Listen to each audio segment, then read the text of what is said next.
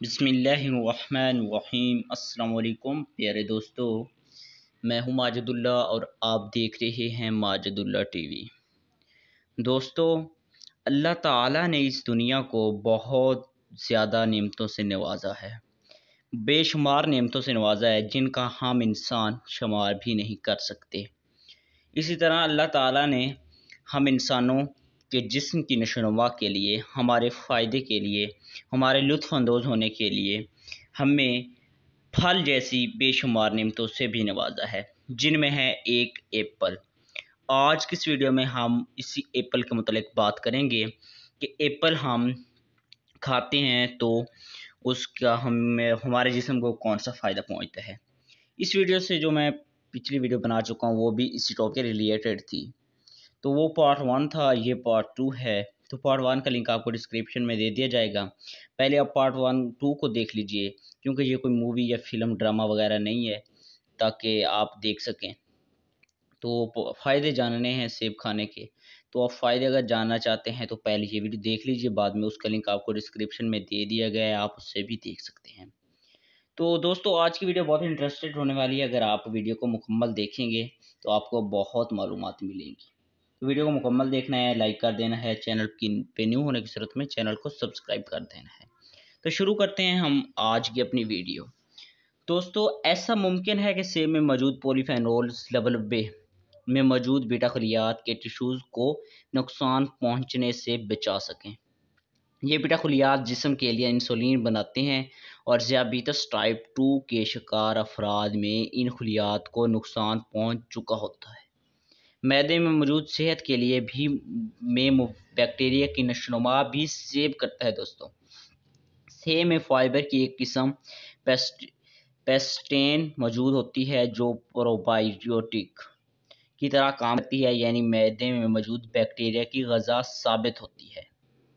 چھوٹی آنت اس فائبر کو ہضم نہیں کر پاتی اور یہ فائبر کولون میں پہنچ جاتی ہے، جہاں یہ فائدہ مند بیکٹیریا کی نشوونما کو تیز کرتی ہے۔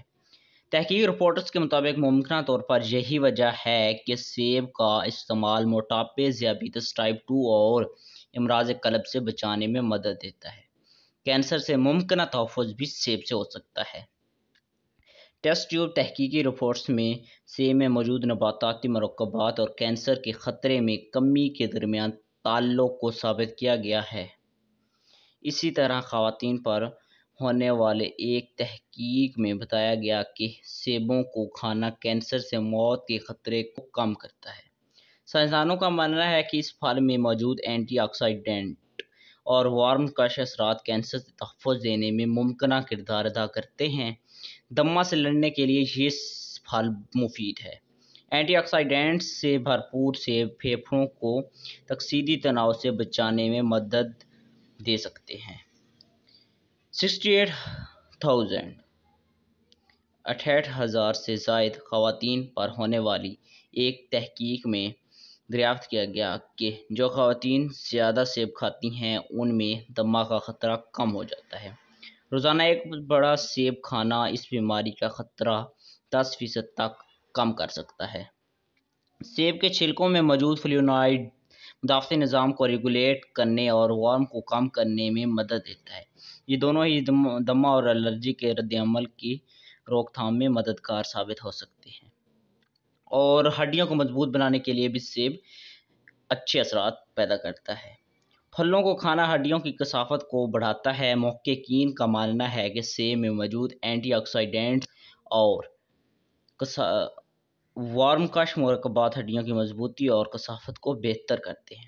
کچھ تحقیقی رپورٹس میں ثابت ہوا کہ سیب کھانے کی عادت کے ہڈیوں کی صحت پر مثبت اثرات مرتب ہوتے ہیں۔ ایک تحقیق میں دریافت کیا گیا کہ جو خواتین سیب کھاتی ہیں ان کے جسموں میں کیلشیم کی کمی دیگر کے مقابلے میں کم ہوتی ہے۔ دماغی صحت کے لیے بھی مفید سیب کا جوس عمر بڑھنے سے دماغی طور پر آنے والی تنزلی کی روک تھام میں مددگار ثابت ہو سکتا ہے۔ جانوروں پر ہونے والی ایک تحقیق میں دریافت کیا گیا کہ سیب کے جوس دماغی ٹشوز میں جمع ہونے والے نقصان دہ ریڈیو ایکٹیو آکسیجن اسپیسیز کی شرح کم ہوتی ہے اور دماغی تنزلی کا خطرہ کم ہوتا ہے۔ سیب کا جوس ایک دماغی ٹرانسمیٹر کو بھی تحفظ فراہم کرتا ہے، جو عمر کے ساتھ تنزلی کا شکار ہوتا ہے، جس کی کم لازمر امراض کا خطرہ بھی بڑھاتی ہے۔